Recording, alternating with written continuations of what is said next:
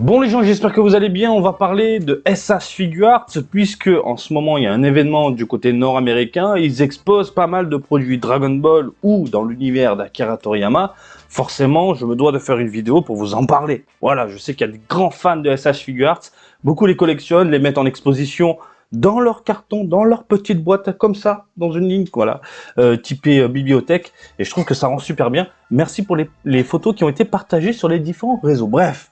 On va jeter un œil sur ça. On va commencer en douceur avec la licence Sandland. Pour ceux qui ont loupé l'information, ça sortira prochainement. Il y a un film qui va sortir prochainement dans l'archipel, à savoir août 2023. Je vous ferai une petite review sur ce long métrage, mais en attendant, Bandai Namco en profite pour dévoiler ce genre de produit. Alors, il y a un cliché qui a été partagé et de ce qu'on peut en voir de prime abord, là, le Belzébuth est plutôt bien réussi, ainsi que ses compagnons. Je trouve que le rendu global est assez propre.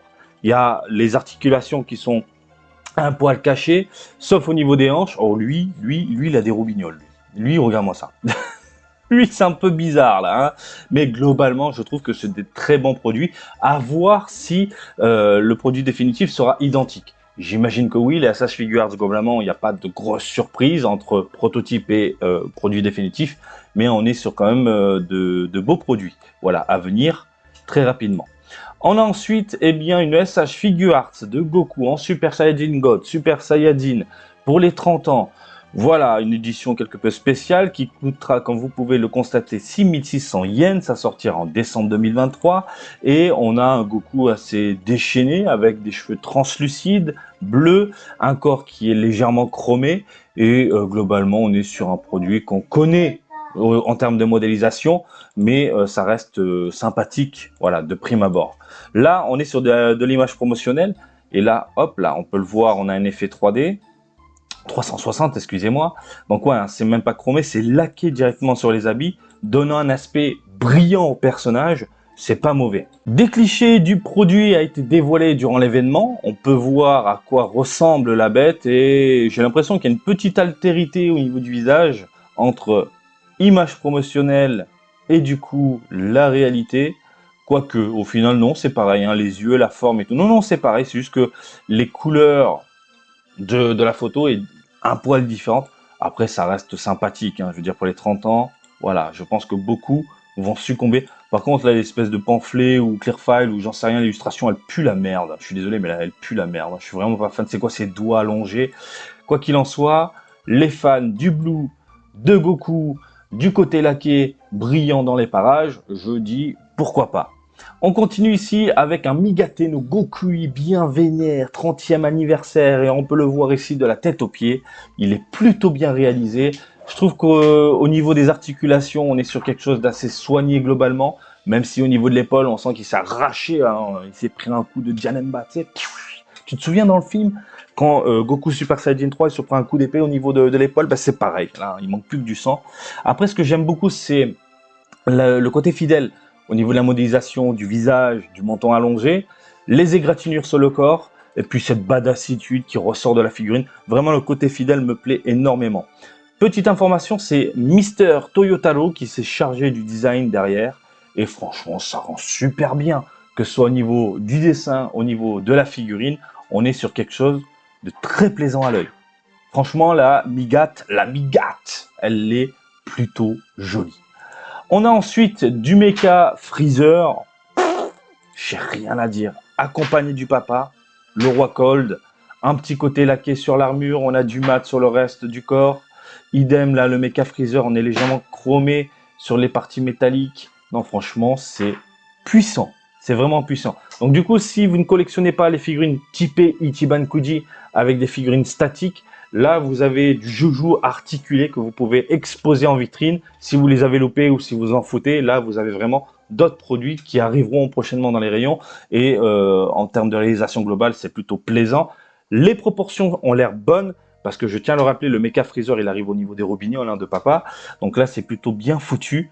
Et franchement, j'ai rien à dire. Hein. J'ai rien à dire. Et même les articulations, sur Freezer et le Roi Cold, on est sur quelque chose de soigné. Voilà, ils y arrivent au niveau du cou, on n'a pas ce creux, cet espace dégueulasse. Pourquoi ils ne le font pas avec toutes les figurines? Ça me rend dingue. Oui, mais c'est pour faire prendre une pause, parce que quand tu bouges le cou, je m'en fous, je veux des produits clean, propres, soignées comme là. Voilà, les deux figurines, je suis désolé, elles pètent sa maman.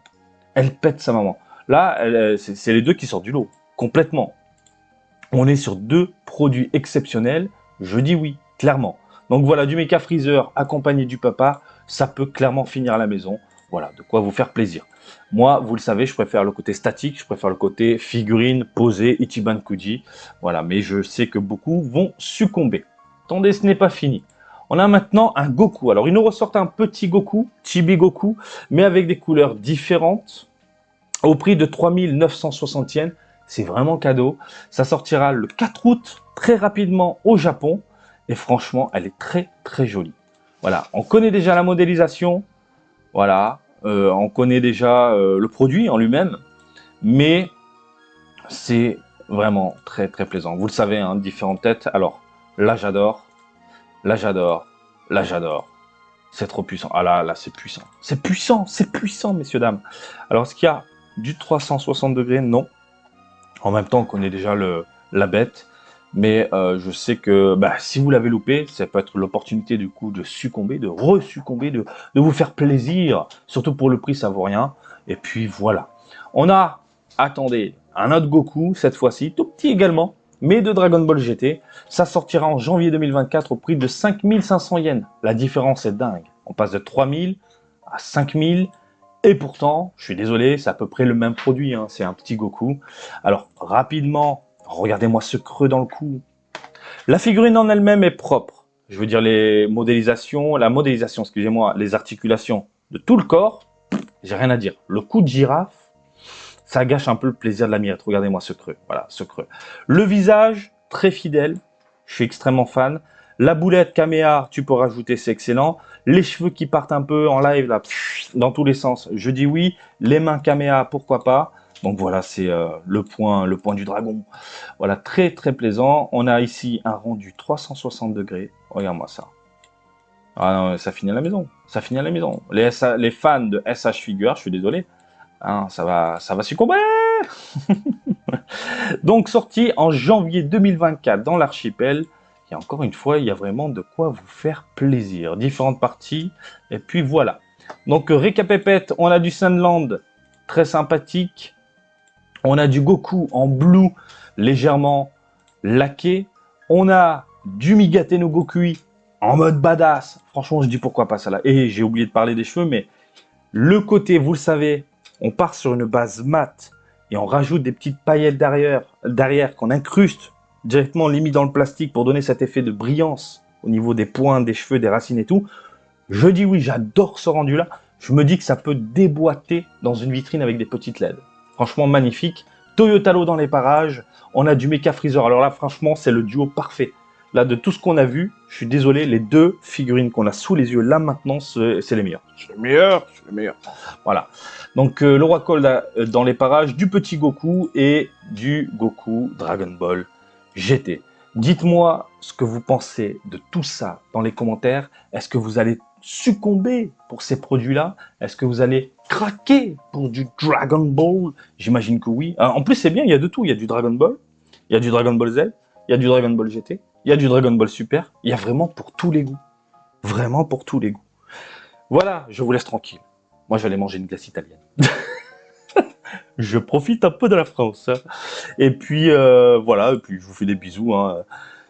Il va y avoir un rassemblement à Marseille. Hein, regardez les réseaux sociaux pour ceux qui veulent nous rejoindre. Ça se passera le samedi 22 juillet à Marseille. Allez, je vous fais des bisous. Encore une fois, à très bientôt. Et comme d'habitude, je vous invite à me suivre sur Twitter, Facebook, Twitch et TikTok, Marty Japan. Et je vous dis à très bientôt. Allez, salut, bisous. Ciao, ciao.